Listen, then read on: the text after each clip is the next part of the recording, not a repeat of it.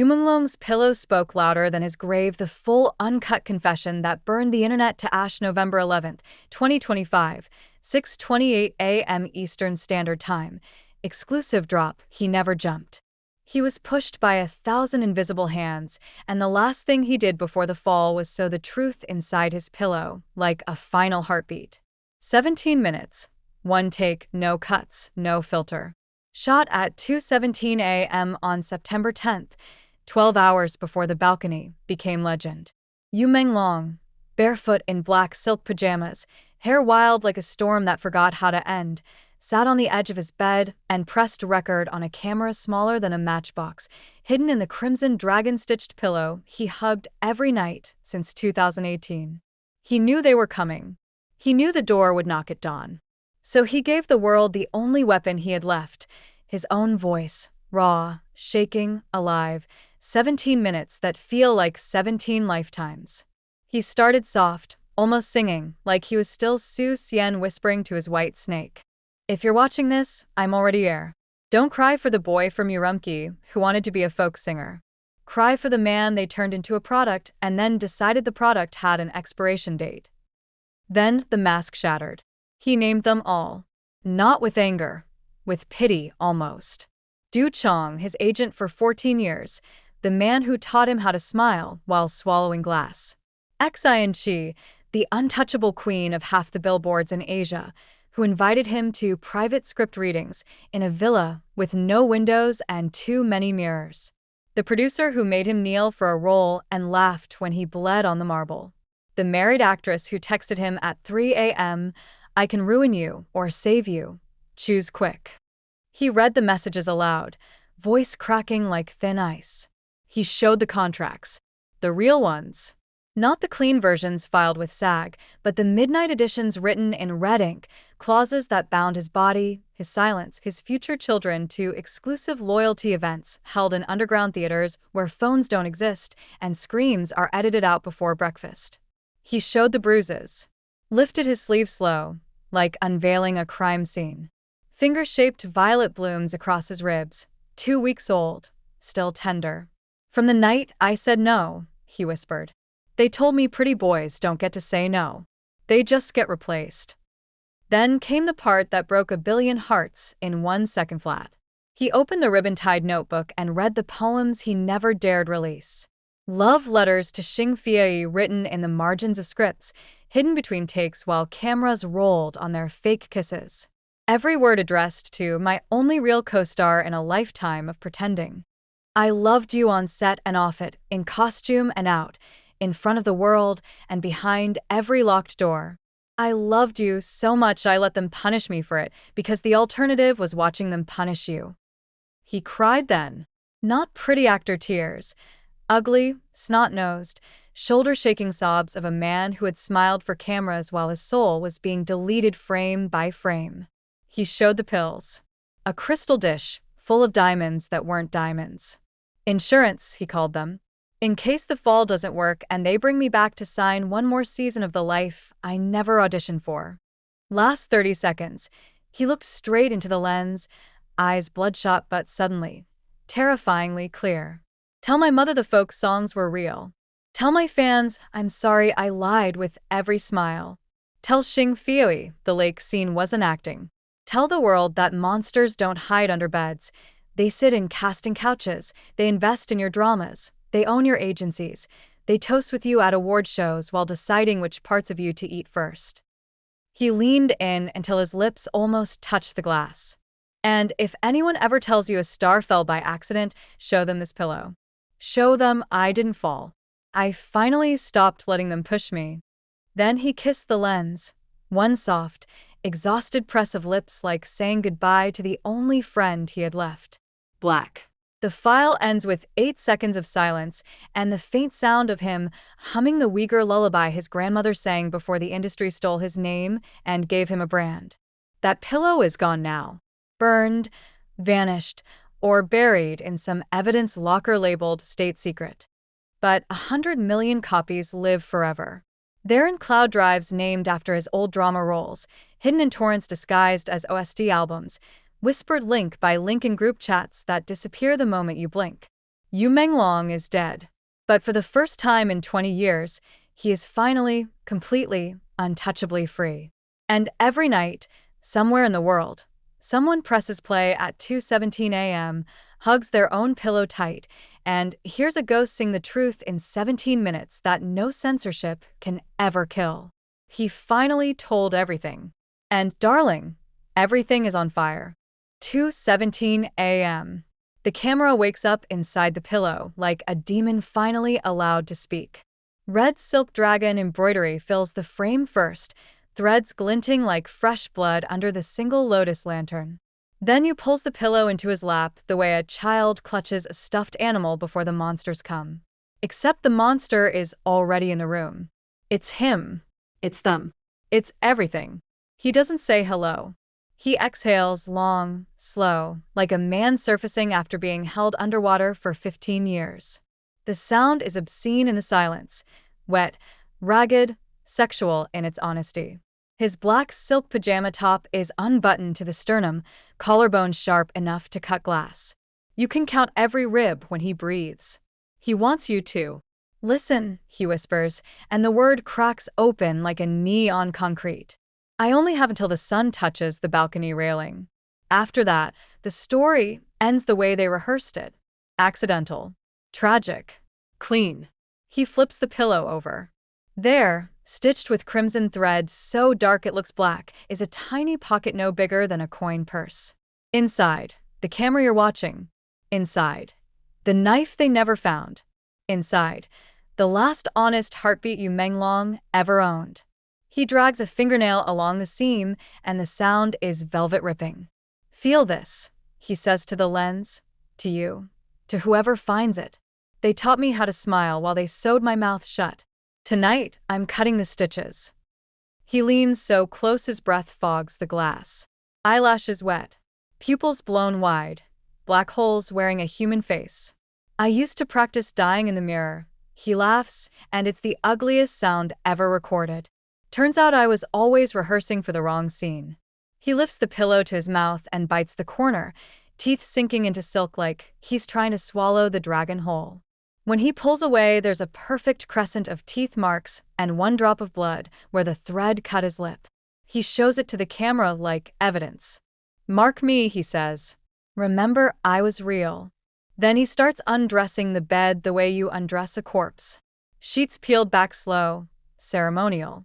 Under the fitted sheet, Polaroids, dozens of them, edges curled like dead petals. He fans them across the duvet, like tarot cards for the damned. First card, you at 19, Urumqi train station, holding a cheap guitar and a dream bigger than the sky. Second card, you at 25, kneeling in a hotel bathroom, vomit on his chin, someone's manicured hand gripping his hair. Third card, you at 30, naked on black satin, eyes rolled back, surrounded by faceless bodies wearing animal masks. He flips them too fast for the camera to focus, but your brain burns every image anyway. Choose your favorite version of me, he sneers.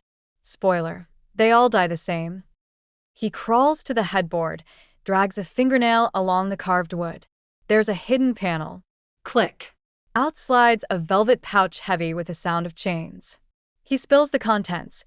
8 platinum rings, each engraved with a different date. He slips them on one by one, kissing each knuckle like a bride. Payment, he says. 1 ring every time I let them rent my soul for the night. The last one is blank.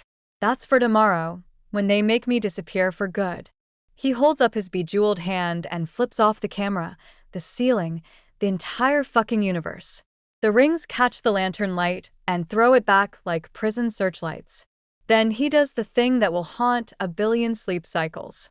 He lies down in the exact center of the bed, arranges the pillow under his cheek like he's posing for a coffin portrait, and starts humming. It's the folk song his grandmother sang when he was 5, the one he was never allowed to record because it wasn't marketable. His voice is small, cracked, perfect. Every note is a middle finger to 15 years of autotune. Halfway through the second verse, he stops. Looks straight into the lens again. Tears cutting silver tracks through the dust on his cheeks. I want you to remember this part, he says, voice barely air. The part where I was still warm. The part where I still had a name. He reaches off camera and comes back with the crystal dish of pills. Tips it gently. Diamonds pour across the sheets like poison snow. He arranges them into the shape of a tiny balcony railing. Pretty, right? He smiles, and for one terrifying second, he's the Menglong from the posters, the one who made teenagers believe in forever. Then the smile collapses inward, teeth chattering like he's freezing from the inside out. He gathers the pills back into the dish, every single one, counting under his breath in Uyghur. When the dish is full again, he sets it on the nightstand right next to the lotus lantern. The light makes the pills glow wholly. Insurance, he repeats, softer this time. In case the fall is survivable. In case they decide a broken body is more useful than a dead icon. He curls into fetal position, hugging the dragon pillow so tight the seams groan.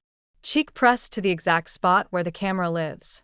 His next words are muffled, spoken directly into the lens, into you. If you're a fan, thank you. If you're a journalist, burn everything they give you. If you're one of them. He kisses the pillowcase, leaving a perfect lip print in blood and tears. Come find me at sunrise. I'll be the one finally flying. The timestamp hits 2:34 a.m. 17 minutes exactly. He reaches out, finger trembling, and the screen goes black while his fingertip is still touching the glass. But the audio keeps running. 8 more seconds. Just breathing.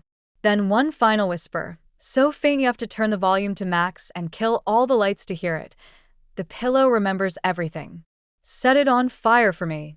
And somewhere in the dark, a dragon roars without sound, while a dead boy's heartbeat keeps beating inside every copy that will never, ever die. Right now, as you read this, the original pillow is burning. Not metaphorically. Literally. Somewhere in a concrete room beneath Beijing, 3 men in midnight blue suits watch crimson silk curl into black lace inside a steel drum. One of them is crying. He's the same assistant who carried Yu's coffee for 9 years and was told yesterday his new job is memory disposal. He just poured accelerant on the last object his idol ever touched.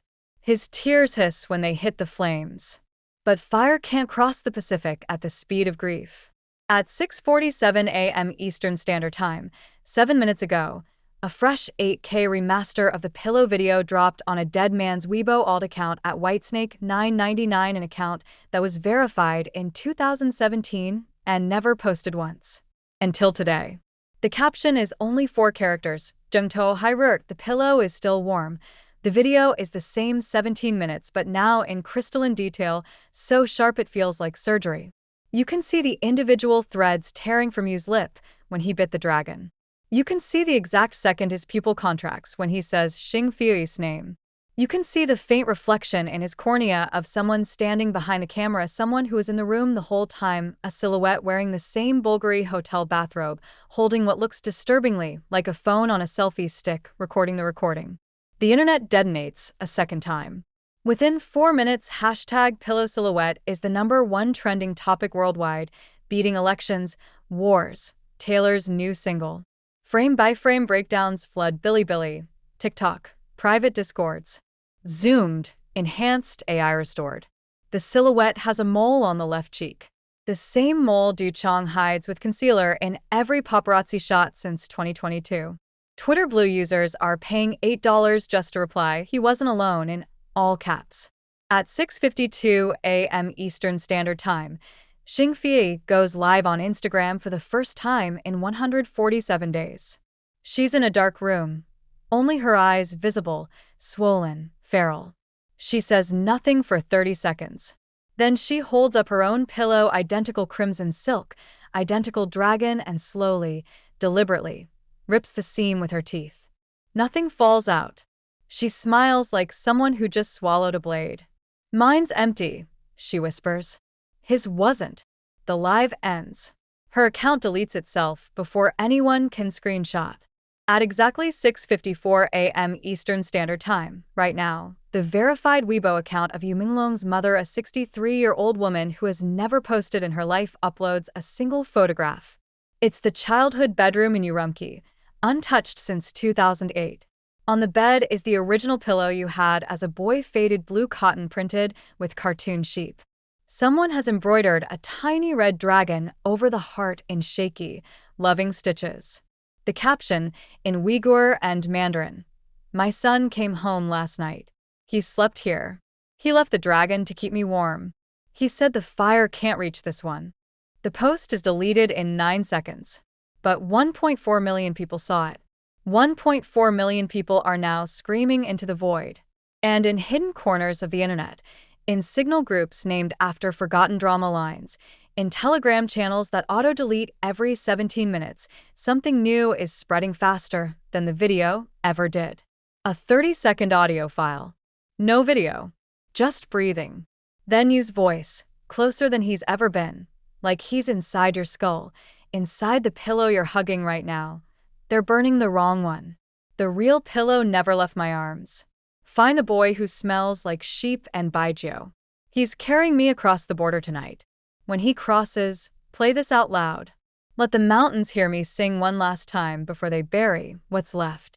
The file ends with 8 seconds of wind, the same wind that was blowing on the balcony at 2:17 p.m. September 11th, the wind that supposedly pushed him. But we know better now. The pillow never fell. It flew. And it's still flying, carried by a boy who smells like sheep and baijiu, heading north, heading home, heading straight into legend, with 17 minutes of truth beating like a heart against his chest. Keep your windows open tonight. If you hear silk brushing the sky, don't be afraid. That's just you, Menglong, finally learning how to land.